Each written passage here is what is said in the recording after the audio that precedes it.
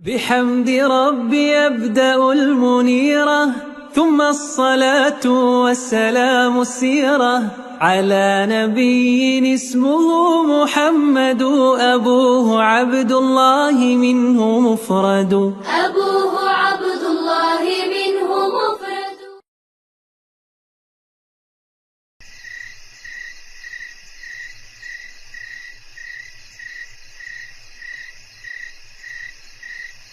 അസ്സലാമു അലൈക്കും വറഹ്മത്തുള്ളാഹി. ബിസ്മില്ലാ അൽഹംദുലില്ലാഹി റബ്ബിൽ ആലമീൻ വസ്സലാത്തു വസ്സലാമു അലാ റസൂലില്ലാ.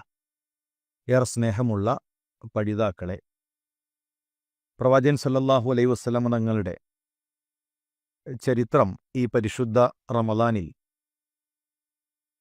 പഠിക്കാൻ നമ്മൾ തീരുമാനിച്ചിരിക്കുകയാണ്. അള്ളാഹു നമുക്ക് ഇഖ്ലാസ് പ്രദാനം ചെയ്യട്ടെ. ഇത് പൂർത്തിയാക്കാനുള്ള തൗഫീഖ് അല്ലാഹു നമുക്കൊക്കെ നൽകി അനുഗ്രഹിക്കട്ടെ. മഹാനായ അലി ഇബ്നു ഹുസൈൻ അദ്ദേഹം പറയാറുണ്ട്, ഞങ്ങൾ പ്രവാചകൻ സല്ലല്ലാഹു അലൈഹി വസല്ലം തങ്ങളുടെ ചരിത്രം പഠിപ്പിക്കാറുണ്ട്. ഖമാ നുഅല്ലും അസ്സൂറ മിനൽ ഖുർആൻ, ഖുർആനിലെ ഒരു സൂറത്ത് പഠിപ്പിക്കുന്നത് പോലെ. അപ്പോൾ ഖുർആൻ പഠിപ്പിക്കുന്നത് പോലെ തന്നെ നമ്മുടെ സലഫുകൾ പ്രവാചകൻ സല്ലല്ലാഹു അലൈഹി വസല്ലം തങ്ങളുടെ ജീവിതം അത് പഠിപ്പിക്കാൻ, അത് കൈമാറാൻ അവർ ശ്രദ്ധിച്ചിട്ടുണ്ട്. പ്രവാചകൻ സല്ലല്ലാഹു അലൈഹി വസല്ലം തങ്ങളുടെ ജീവിതം മാറ്റിവെച്ചാൽ, റസൂലുള്ളാഹിയുടെ വാക്കുകളും പ്രവൃത്തികളും മാറ്റിവെച്ചാൽ ആ ഖുർആൻ ശരിയായ രൂപത്തിൽ നമുക്ക് മനസ്സിലാക്കാൻ സാധിക്കുകയില്ല. അറിയുമ്പോഴാണല്ലോ സ്നേഹമുണ്ടാവുക. പ്രവാചകൻ സല്ലല്ലാഹു അലൈഹി വസല്ലം തങ്ങളെ അറിഞ്ഞപ്പോൾ കൊടിയ ശത്രുക്കളായിരുന്നവർ പോലും റസൂലുള്ളാഹിയുടെ മിത്രങ്ങളായി മാറി. പ്രവാചകൻ സല്ലല്ലാഹു അലൈഹി വസല്ലം തങ്ങളെ അവർ സ്നേഹിച്ചു. അള്ളാഹുവിൻ്റെ റസൂലിനെ വിമർശിച്ചവർ തന്നെ റസൂലുള്ളാഹി സല്ലല്ലാഹു അലൈഹി വസല്ലം തങ്ങളെ മനസ്സിലാക്കിയപ്പോൾ പ്രവാചകനു വേണ്ടി സംസാരിക്കുന്നവരായി മാറിയ ഇന്നലകളാണ് ചരിത്രത്തിലുള്ളത്. അപ്പോൾ നമ്മൾ പഠിക്കുക, നമുക്ക് ആ റസൂലുള്ളാഹി സല്ലല്ലാഹു അലൈഹി വസല്ലം തങ്ങൾ ഏറ്റവും പ്രിയപ്പെട്ടതായി മാറുന്നത് ഇൻഷാ അല്ലാഹ് നമുക്ക് കാണാൻ കഴിയും. സുമാമ റളിയല്ലാഹു തആല അൻഹു യമാമയുടെ നേതാവായിരുന്നു. അദ്ദേഹം പറയുന്ന ഒരു വാക്ക്, ഇസ്ലാം സ്വീകരിച്ചതിന് ശേഷം, യാ മുഹമ്മദ്, ഓ മുഹമ്മദ് നബിയെ, വല്ലാഹി അല്ലാഹു തന്നെയാണ് സത്യം, മാ കാന അലൽ അർളി വജ്ഹുൻ അബ്ഗള ഇലയ്യ മിൻ വജ്ഹിക്, അങ്ങയുടെ മുഖം പോലെ എനിക്ക് വെറുപ്പുണ്ടായിരുന്ന മറ്റൊരു മുഖമുണ്ടായിരുന്നില്ല. ഫഖദ് അസ്ബഹ വജ്ഹുക് അഹബ്ബൽ വുജൂഹി കുല്ലിഹാ ഇലയ്യ, ഇന്നെനിക്ക് ഏറ്റവും പ്രിയപ്പെട്ടത് അങ്ങയുടെ മുഖമാണ്. ഏറ്റവും പ്രിയപ്പെട്ട ദീൻ അങ്ങയുടെ ദീനാണ്. ഏറ്റവും പ്രിയപ്പെട്ട നാട് അങ്ങയുടെ നാടാണ്. ഇന്നലകളിലെ റസൂലുള്ളാഹിയുടെ വിമർശകൻ, ഇന്നലകളിലെ റസൂലുള്ളാഹി സല്ലല്ലാഹു അലൈഹി വസല്ലം തങ്ങളോട് വെറുപ്പ് പ്രകടിപ്പിച്ചിരുന്ന സുമാമ ഇസ്ലാം സ്വീകരിച്ചപ്പോൾ, അള്ളാഹുവിൻ്റെ റസൂലിനെ അറിഞ്ഞപ്പോൾ ഏറ്റവും പ്രിയപ്പെട്ടതായി റസൂലുള്ളാഹി സല്ലല്ലാഹു അലൈഹി വസല്ലം തങ്ങൾ മാറുകയാണ്. എങ്കിൽ നമുക്കും ആ പ്രവാചകൻ സല്ലല്ലാഹു അലൈഹി വസല്ലം തങ്ങളുടെ ജീവിതം ആഴത്തിൽ പഠിക്കാൻ സാധിക്കണം. വെളിച്ചത്തിന് മുമ്പ് ഇരുട്ട് നാം അറിയണം. ഇരുട്ട് അറിയുമ്പോഴാണ് വെളിച്ചത്തിൻ്റെ ഭംഗി, ആ വെളിച്ചത്തിൻ്റെ അനുഗ്രഹം നമുക്ക് തിരിച്ചറിയാൻ കഴിയുക. ഇരുട്ടിൽ കഴിഞ്ഞിരുന്ന, ഇരുട്ട് നിറഞ്ഞ ഒരു ജനത പ്രവാചകൻ സല്ലല്ലാഹു അലൈഹി വസല്ലം തങ്ങൾ വരുന്നതിന് മുമ്പുണ്ടായിരുന്നു. പെണ്ണ്, യുദ്ധം, മദ്യം, ഈ 3 അച്ചുതണ്ടിലായിരുന്നു ആ കാലഘട്ടം കറങ്ങിയിരുന്നത്. അറബികളുടെ ലോകം അതായിരുന്നു. പ്രവാചകൻ സല്ലല്ലാഹു അലൈഹി വസല്ലം തങ്ങൾ നിയോഗിക്കപ്പെടുന്നതിന് മുമ്പുള്ള ആ കാലഘട്ടമാണ് ചരിത്രത്തിൽ ജാഹിലിയത്ത് എന്ന് അറിയപ്പെടുന്നത്. മഹാനായ ഉമർ റളിയല്ലാഹു തആല അൻഹു പറഞ്ഞു, ഇന്നമാ തുൻഖദു ഉറൽ ഇസ്ലാമി ഉർവതൻ ഉർവ, ഇദാ നശഅ ഫിൽ ഇസ്ലാമി മൻ ലം യഅരിഫിൽ ജാഹിലിയ. ഇസ്ലാമിന്റെ ഇഴകൾ ഓരോന്നായി അഴിക്കപ്പെടുന്നതാണ്. ജാഹിലിയത്ത് അറിയാത്തവൻ ഇസ്ലാമിൽ വളർന്നു കഴിഞ്ഞാൽ, ജാഹിലിയത്ത് അറിയാത്തവർ വന്നു കഴിഞ്ഞാൽ അവർക്ക് ഈ വെളിച്ചത്തിന്റെ മധുരം അവർക്ക് മനസ്സിലാക്കാൻ കഴിയുകയില്ല. അവരിലൂടെ നാം ദുർബലമായി പോകും, നമ്മൾ ദുർബലരായിത്തീരും. അതുകൊണ്ട് തന്നെ ജാഹിലിയത്ത് നാം അറിയണം. അപ്പോഴാണ് ഇസ്ലാമിന്റെ വെളിച്ചം നമുക്ക് തിരിച്ചറിയാൻ കഴിയുക. റസൂലുള്ളാഹി സ്വല്ലല്ലാഹു അലൈഹി വസല്ലം തങ്ങളുടെ ജനനത്തിന് മുമ്പ്, റസൂലുള്ളാഹിയുടെ നിയോഗത്തിന് മുമ്പ് വിശ്വാസപരമായി എല്ലാ അർത്ഥത്തിലും ഇരുട്ടിലായിരുന്നു അവർ. ധാരാളം ഇടയാളന്മാർ അവർക്കുണ്ടായിരുന്നു. അള്ളാഹു ഉണ്ട് എന്നവർക്കറിയാം. എന്നാൽ അള്ളാഹുവിനു പുറമെ ഇടയാളന്മാരെ അവർ സ്വീകരിച്ചു. അതിനവർ പറഞ്ഞ ന്യായം മാ നഅ്ബുദുഹും ഇല്ലാ ലിയുഖർരിബൂന ഇലല്ലാഹി സുൽഫ. അള്ളാഹുവിലേക്ക് അടുപ്പിക്കുന്നതിനു വേണ്ടിയാണ് ഞങ്ങൾ ഇവരെ ആരാധിക്കുന്നത്. ഇബ്രാഹിം നബി അലൈഹിസ്സലാം മുതൽ ഇസ്മായിൽ നബി അലൈഹിസ്സലാം മുതൽ അനേകം വിഗ്രഹങ്ങൾ കഅബയിൽ അവർ നാട്ടിയിരുന്നു. ഇബ്രാഹിം നബി അലൈഹിസ്സലാം പഠിപ്പിച്ച ശുദ്ധമായ തൗഹീദിൽ നിന്ന് ആദ്യമായി അവരിലേക്ക് വിഗ്രഹാരാധന കൊണ്ടുവരുന്നത് ഖുസാഅ ഗോത്രത്തിന്റെ നേതാവായിരുന്ന അംർ ഇബ്നു ലുഹയ്യ് അൽ ഖുസാഇ എന്നു പേരുള്ള വ്യക്തിയാണ്. അംർ ഷാമിലേക്ക് പോവുകയും ഹുബൽ എന്ന ഒരു വിഗ്രഹത്തെ മക്കയിലേക്ക് കൊണ്ടുവരികയും കഅബയിൽ ആ വിഗ്രഹം നാട്ടുകയും ചെയ്തു. ആ മനുഷ്യനാണ് തൽബിയത്ത് മാറ്റം വരുത്തുന്നത്, വിഗ്രഹാരാധന ആരംഭിക്കുന്നത്. പിന്നീട് പലതരത്തിലുള്ള വിഗ്രഹങ്ങൾ കഅബയിലേക്കെത്തി. കഅബയുടെ ചുറ്റും 300-ലധികം വരുന്ന വിഗ്രഹങ്ങൾ ഉണ്ടായിരുന്നു. എന്തിനധികം, ഹജ്ജ് ചെയ്യുമ്പോൾ അവർ ഇസാഫിനെ തൊട്ടുകൊണ്ടാണ് അവരുടെ തവാഫ് ആരംഭിച്ചിരുന്നത്. തവാഫ് അവസാനിപ്പിക്കുന്നിടത്ത് നായില എന്നു പേരുള്ള മറ്റൊരു വിഗ്രഹമുണ്ടായിരുന്നു. ഹജ്ജിന്റെ വേളകളിൽ പോലും വിഗ്രഹങ്ങൾ ആ കഅബയുടെ ചുറ്റുമുണ്ടായിരുന്നു എന്ന് നമുക്ക് ചരിത്രത്തിൽ കാണാൻ കഴിയും. ഓരോ വ്യക്തികൾക്കും വിഗ്രഹങ്ങൾ ഉണ്ടായിരുന്നു. യാത്രയിൽ അവർ ആ വിഗ്രഹങ്ങളെ കൂടെ കരുതി. ഈ യാത്ര ചെയ്യണമോ വേണ്ടയോ എന്ന് ആ വിഗ്രഹങ്ങൾക്ക് മുന്നിൽ വെച്ചുകൊണ്ട് അവർ തീരുമാനിച്ചു.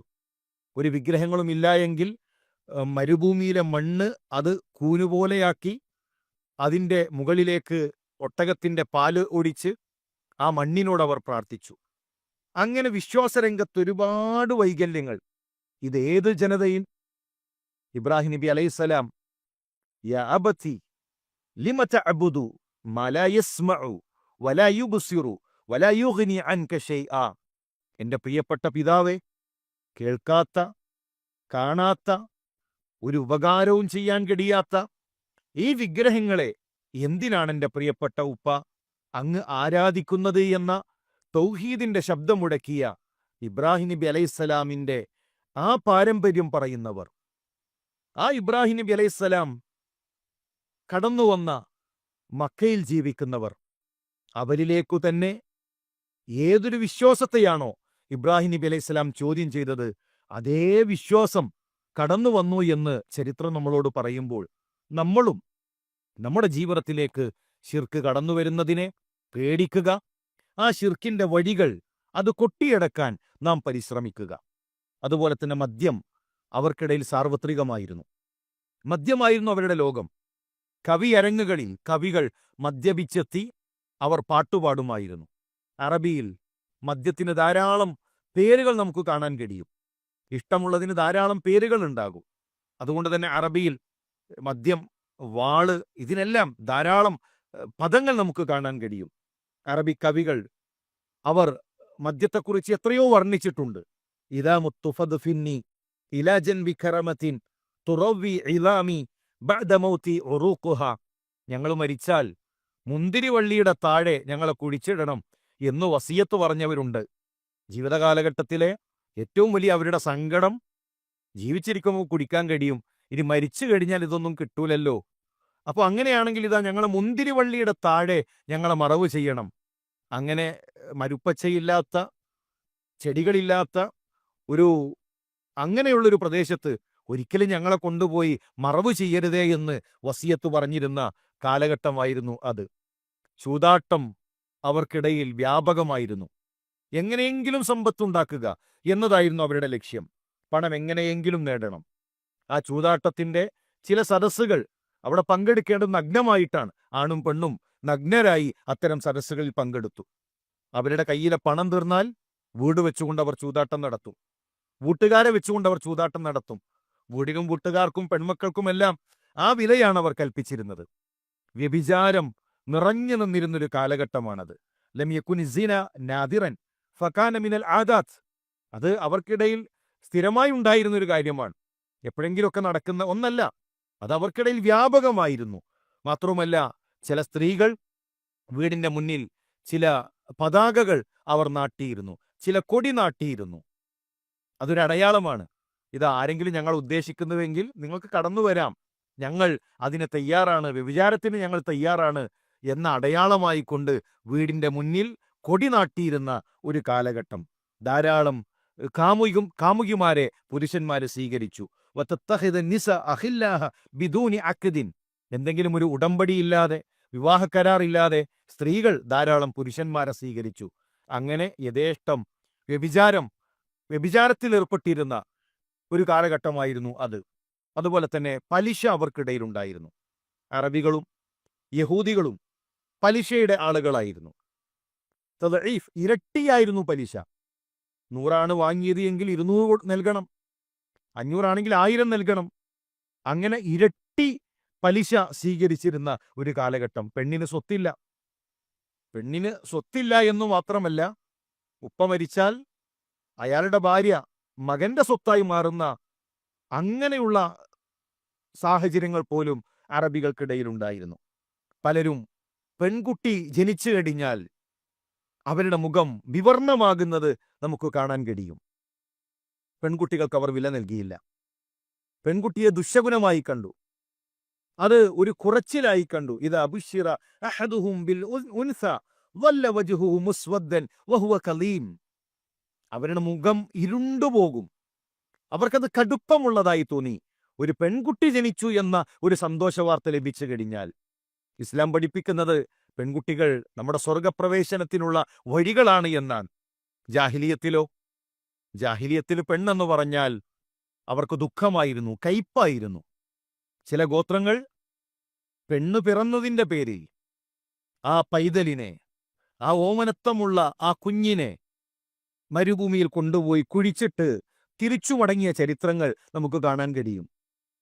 ആ കുഴിയിലേക്ക് എറിയുമ്പോൾ ഉപ്പയുടെ താടിയിൽ തട്ടിയ ആ മണൽ ആ കൊച്ചു കൈകൾ കൊണ്ട് തട്ടി മാറ്റുമ്പോഴും മനസ്സു പിടക്കാത്ത, കണ്ണ് നിറയാത്ത, ഹൃദയം വിതുമ്പാത്ത, അത്രയും കടുപ്പമുള്ള ഹൃദയം ജാഹിലിയത്തിലെ ചില അറബികൾക്കുണ്ടായിരുന്നു, ചില ആളുകൾക്കുണ്ടായിരുന്നു എന്ന് നമുക്ക് കാണാൻ കഴിയും.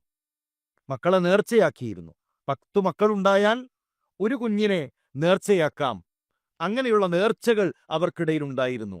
ഒരു കുഞ്ഞിനെ വധിക്കുമ്പോൾ പോലും അവർക്കൊരു പ്രയാസം തോന്നിയില്ല. ആരാധനകളായിക്കൊണ്ടുപോലും മക്കളെ അറുക്കുന്ന സാഹചര്യങ്ങളുണ്ടായി. ഇനി ഗോത്രത്തിന്റെ പേരിലുള്ള തല്ലോ, വർഷങ്ങളോളം നീണ്ടു നിൽക്കുന്ന യുദ്ധങ്ങൾ. എന്തെങ്കിലും കാരണമുണ്ടോ? കാരണം പറയാനുള്ളത്, ഒട്ടകം ഒരു അതിർത്തി കടന്നുകൊണ്ട് ഒരു ഇല കഴിച്ചതിന്റെ പേരിൽ, അതിർത്തി കടന്നുകൊണ്ട് അവരുടെ ആട് മറ്റു ഗോത്രത്തിലേക്ക് വന്നതിന്റെ പേരിൽ, നിസാരമായ കാരണങ്ങൾ. അതിന്റെ പേരിൽ മക്കളും പേരമക്കളും തലമുറകൾ അവർ വാളെടുക്കുന്നു, രക്തം ചിന്തുന്നു, എത്രയോ ആളുകൾ മരിച്ചു വീഴുന്നു. ഇസ്ലാമിൽ ഒരിക്കൽ സ്വഹാബികൾ ഇരിക്കുകയാണ്. മുഹാജിറായ ഒരു സ്വഹാബി തമാശക്ക് അൻസാരി ഒന്ന് തല്ലി. ഒരു തമാശ എന്ന രൂപത്തിലാണ്. പക്ഷെ അൻസാരിക്ക് അത് വേദനിച്ചു. അദ്ദേഹം ഉടനെ ഉറക്കെ വിളിച്ചു പറഞ്ഞു, അൻസാരികളെ നിങ്ങൾ ഓടിവരീൻ. അത് കേട്ടപ്പോ മുഹാജിറായ സ്വഹാബിയും വിളിച്ചു പറഞ്ഞു, എങ്കിൽ മുഹാജിറുകളെ നിങ്ങളും വരൂ. 2 കൂട്ടരും ഇതാ പരസ്പരം അങ്ങോട്ടും ഇങ്ങോട്ടും ഒരു പോരിന് നിൽക്കുകയാണ്. അള്ളാഹുവിന്റെ റസൂൽ സല്ലല്ലാഹു അലൈഹി വസല്ലം തങ്ങൾ ശക്തമായ ഭാഷയിൽ അവരോട് ചോദിച്ചു, അബിദഅവൽ ജാഹിലിയ വഅന ബൈന അദ്ഹുരിക്കും. ഞാൻ നിങ്ങൾക്കിടയിൽ ഉണ്ടായിരിക്കെ ജാഹിലിയത്തിന്റെ വിളിയാളമോ? ആ ജാഹിലിയത്തിലേക്ക് നിങ്ങൾ തിരിച്ചു പോവാണോ? സ്വഹാബികൾ ശാന്തരായി. അവരുടെ മനസ്സ് തണുത്തു. ഇസ്ലാമിന്റെ ആ സുന്ദരമായ ആശയങ്ങൾ അവരുടെ ഹൃദയങ്ങളിലേക്ക് വന്നു. അവർ പരസ്പരം തെറ്റുതിരുത്തി. പരസ്പരം ഗോത്രങ്ങളായി അങ്ങോട്ടും ഇങ്ങോട്ടും തമ്മിൽ തല്ലുക എന്നുള്ളത് ജാഹിലിയത്താണ്. ഇസ്ലാം പരസ്പരം സ്നേഹിക്കാൻ പഠിപ്പിച്ച, അതിർത്തികൾക്കപ്പുറത്ത്, ദേശങ്ങൾക്കപ്പുറത്ത് മനുഷ്യനെ മനുഷ്യനായി കാണാൻ പഠിപ്പിച്ച, മനുഷ്യനെ സ്നേഹിക്കാൻ പഠിപ്പിച്ച ഉന്നതമായ ആദർശമാണ് ഇസ്ലാം. ജാഹിലിയത്തിൽ ഷാസ് എന്നു പേരുള്ള അബസിയായൊരു വ്യക്തിയെ സഅലബ എന്നു പേരുള്ള ഗനബിയായൊരു മനുഷ്യൻ വധിച്ചു. അതിന് പ്രതിക്രിയയായിക്കൊണ്ട് അവർ പറഞ്ഞത്, ഞങ്ങളുടെ ഗോത്രം നല്ല ഉയർന്ന ഗോത്രമാണ്, എങ്കിൽ എതിർ ഗോത്രത്തിലുള്ള മുഴുവൻ ആളുകളെയും ഞങ്ങൾ വധിക്കും. ഗനബികൾ പറഞ്ഞു, ഞങ്ങൾ വധിച്ച കൊലപാതകയെ പിടിച്ചു തരാം, 10 പേരുടെ ദിയ്യത്ത് തരാം. പക്ഷെ അവർ തയ്യാറായില്ല. അവർ പറഞ്ഞത് 3 ഓപ്ഷൻ നൽകാം. ഒന്നുകിൽ ഇതാ ഖബറിൽ കിടക്കുന്ന ഷാസിനെ ഞങ്ങൾക്ക് തിരിച്ചു തരണം, അല്ലെങ്കിൽ ആകാശത്തിലെ നക്ഷത്രങ്ങളെ ഞങ്ങളുടെ മടിത്തട്ടിലേക്ക് കൊണ്ടുവന്നു തരണം, അല്ല എങ്കിൽ മുഴുവൻ ആളുകളെയും കൊല്ലുക, കുഞ്ഞുങ്ങളെയും സ്ത്രീകളെയും വൃദ്ധരെയും പണ്ഡിതന്മാരെയും പാമരന്മാരെയും നിങ്ങളുടെ ഗോത്രത്തെ മുഴുവൻ ഉന്മൂലനം ചെയ്യുക എന്നതാണ് ഞങ്ങളുടെ ഗോത്രത്തിൽ ഒരാളെ വധിച്ചാലുള്ള പ്രതിക്രിയ. അത്രയും ഗോത്രമഹിമ അവർ കണ്ടു. ഗോത്രത്തിന്റെ പേരിലുള്ള ഫഹർ അവർക്കുണ്ടായിരുന്നു. എന്നാൽ ഇസ്ലാം അത് മാറ്റി. പരസ്പരം കുത്തിപ്പറയുന്ന കവിതകൾ ഉണ്ടായിരുന്നു, ഗോത്രങ്ങൾ അങ്ങോട്ടും ഇങ്ങോട്ടും ആക്ഷേപിക്കുന്ന കവിതകൾ. അതുപോലെ തന്നെ എല്ലാ രംഗങ്ങളിലും, അവരുടെ സാംസ്കാരിക രംഗങ്ങളിൽ, അവരുടെ വിശ്വാസ രംഗങ്ങളിൽ, അവരുടെ കച്ചവട രംഗങ്ങളിൽ, അവിടെയെല്ലാം നമുക്ക് ഇത്തരത്തിലുള്ള പോരായ്മകൾ കാണാൻ സാധിക്കും. ഒട്ടകത്തിന്റെ രക്തം അത് കട്ട പിടിപ്പിച്ച് ചില ആളുകൾ ഭക്ഷിക്കുമായിരുന്നു എന്ന് ജാഹിലിയത്തിലെ ചരിത്രത്തിൽ നമുക്ക് കാണാൻ കഴിയും. അങ്ങനെ ഇരുട്ടിൽ